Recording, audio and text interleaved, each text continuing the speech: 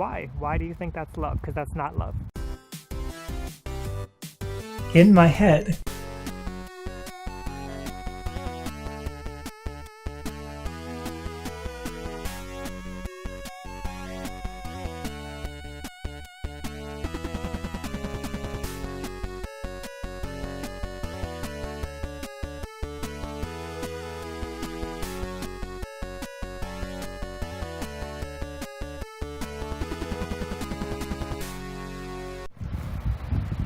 Well, it's raining, so here I am out in the rain.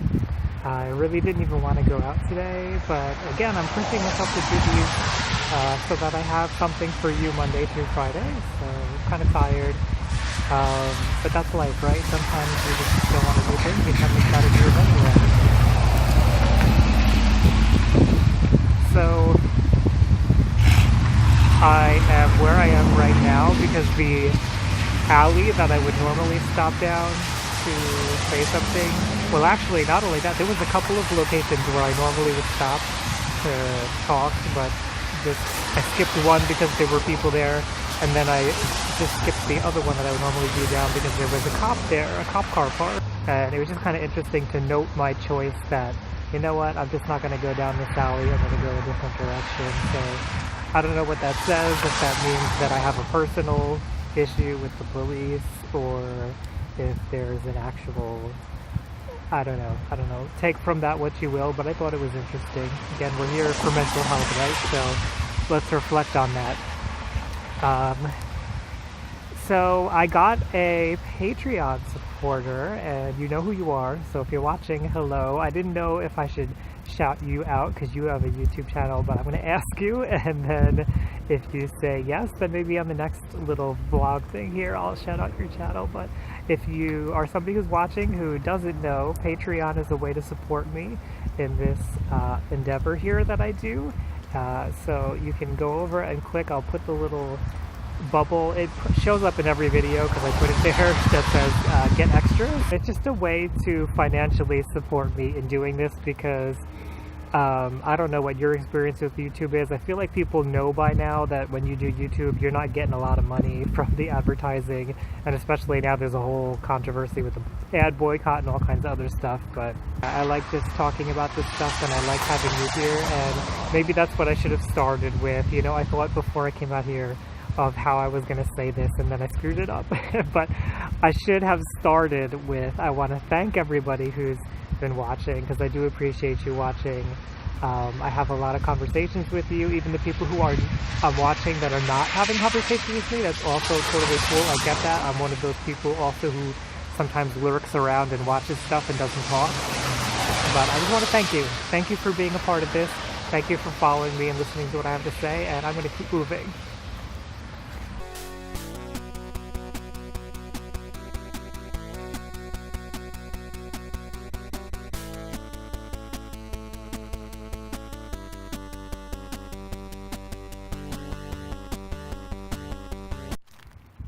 Alright, I know you can't really see me, but I'm trying to catch a Pokemon, and I have to keep walking or I don't know if I'm going to get it. So, let's see. Funny enough, as I was walking, a cop pulled up in the back of an area that I was walking and was like slowly creeping by me to see what I was doing, of course. So, I don't know if I brought that on myself or what happened there. But, let's see. I wanted to talk tonight quickly, because I don't know how much I want to stay out here in this rain. It's kind of crappy. And by the way, before I get to the topic of tonight, I dyed and cut my hair, and I, of course, am wearing all these hoods. You can't see it. I may have gone a little overboard on the cutting of my hair, so we'll see. I think it's okay though. But the topic of tonight I wanted to do was love, and what's the difference between love and like this addictive love thing that happens.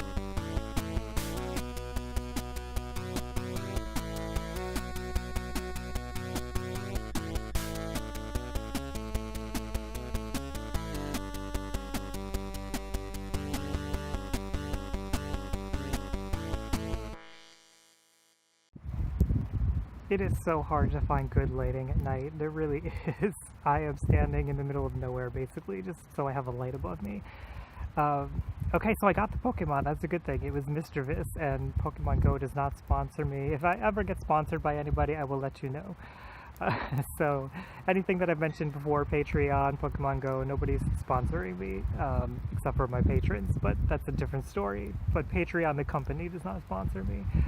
So, okay, I wanted to talk about love, and in relation to personality disorders. You know, I apologize that that borderline personality disorder video was so long, but I think some people like the long stuff, and that was the topic I really needed to dig into.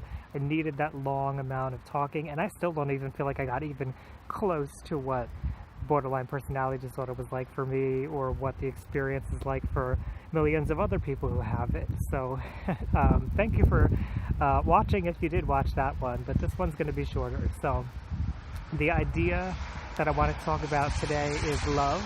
And when we have a personality disorder in particular, I know I talk about this a lot, it's just, you know, something I relate to because I went through it.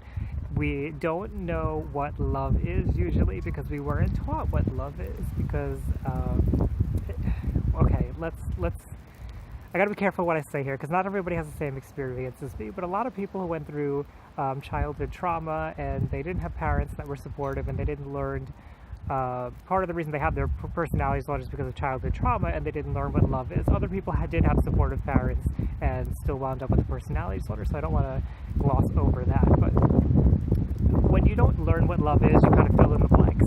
And what feels like love to many of us is that fairy tale that we see in so many stories and movies and things. And that is not love. That feeling that somebody's going to save you, that addictive feeling of, like, this is the one. Like, we all get that feeling, right? When you first meet somebody, you're like, this is so exciting, because you don't know anything about them, and it's the things that you do learn, you start seeing the positive, and then you just quickly start adding up all the positives, and you discount all the negatives because you want it to be something. So you see a lot of positives, and you see this person as some all good thing, black and white thinking here. And there's this like period of time where it's really amazing and wonderful when you first meet somebody. But then reality starts setting in, and you have a choice to make at that point. Sorry, the wind. Oh, come on, wind. So you have a choice to make at that point of whether the shortcomings of the person are things that you can deal with, or if this is not somebody that's a good match for you. And a lot of us, with personality disorders especially, we will... Okay, again, I don't want to speak for all people with all personality disorders, because I'm doing that and I shouldn't be.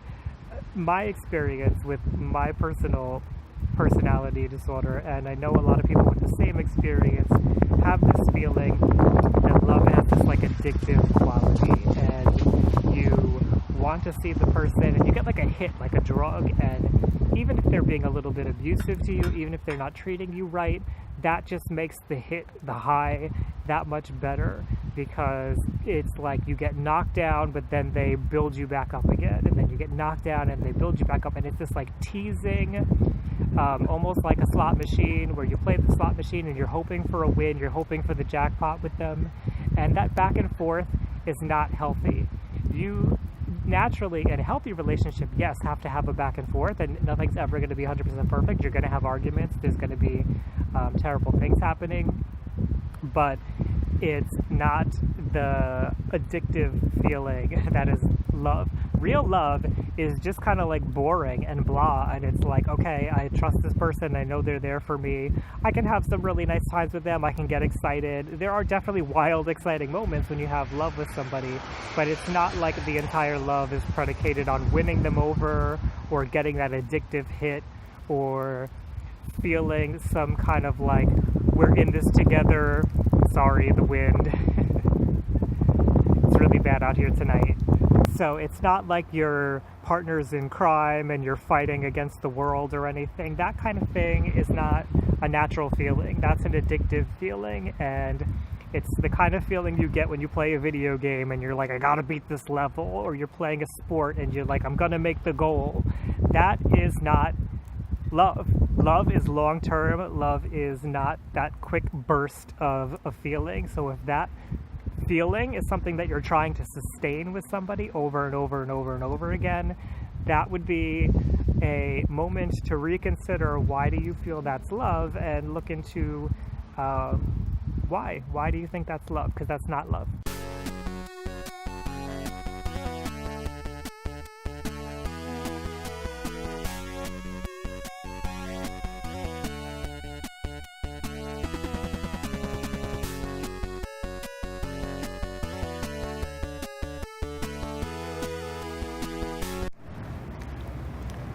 Okay, so I am walking and I believe the police car is gone.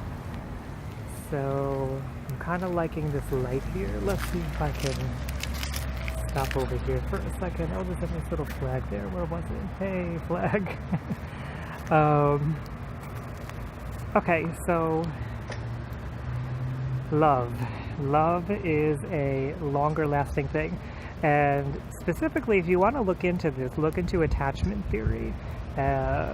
People who have personality disorders typically have an insecure attachment. So attachment theory is a way that we bond with our parents, specifically usually our mother in childhood, and it determines the way that we bond with other people throughout our lives. Attachment can be changed. I changed my own. I'm actually part of a study that monitors my attachment, and it switched around the time that I was working on my own PTSD, and it's secure and it's stayed secure and it hasn't really changed since. So there's 4 different kinds of attachments. Secure is the one you want. It's estimated, I believe, that 50% of people have a secure attachment. Otherwise, you can have a preoccupied anxious attachment, which was my general attachment style, which is when you kind of always want people around, you always want attention, you need to be acknowledged. There's also dismissive avoidant, which is when you never want people around, you never want to be like, you probably don't like physical contact, you just don't like talking about your intimate feelings, you don't like intimacy. And then there's fearful avoidant, which is kind of a combination of the two, where you do want people around, but you don't want them close to you. It's this annoying paradox. I've also felt that way. So that's a really quick brief overview on what attachment styles are. They are just a theory, like most things in psychology, but they are interesting. And if you find that you have trouble specifically in intimacy when it comes to your close friendships or your romantic partnerships, and this would include love, then you may want to check into your attachment styles. I'm going to walk a little bit more, and hopefully I will find a place to stop and wrap this up.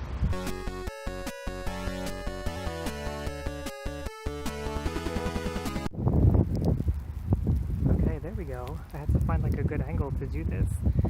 So, love is not always what it first appears to be. And unfortunately, when we find that we are somebody who keeps getting into these relationships over and over and over again, where either we get cheated on, or we feel like we need to cheat, maybe we do cheat, maybe we feel like we're abused, or maybe we feel like we abuse other people, maybe we're not aware that we abuse other people. Whatever the case may be, if you find that you're somebody who is a serial monogamist who keeps going from relationship to relationship to relationship, maybe you have a hard time settling down and just being by yourself, these could be indications that there's a larger problem going on. So think about that. Don't always blame it on your ex that they are the problem. And it's true that they may be part of the problem, but you had a part to play in that too. And I don't say that to shame anybody, because I do understand that when you are abused, you are a victim. So I get it, because I have personal experience where I was lied to, and I was pretty much the victim in that situation. I know the things that I did poorly, I know the bad things that I did, but overall, I was the victim. So I get that, and I don't want you to feel like I'm telling you to not be a victim. I don't want to feel that way at all. However, you chose that person for some reason. Something about that person got you to go with them. So what was it? Why did this happen? And I know that may be painful to think about, but it's something you have to think about at some point, because healthy relationships They just happen, and you know they're happening. And when you're in the right position to get into a relationship, you also know, like, okay, this isn't going to work, and you can let go. And it's not a big thing. It's not like traumatic. It's not a big issue. It doesn't feel like I can't let go, or it doesn't feel like I have to get rid of this person, screw them. Like, it doesn't feel like any of that. Healthy relationships are much more mellow, much more calm, and you can let go, and it's okay to let go. Or you can stay, and it's okay to stay. They're much more natural. That's the best way I can put it.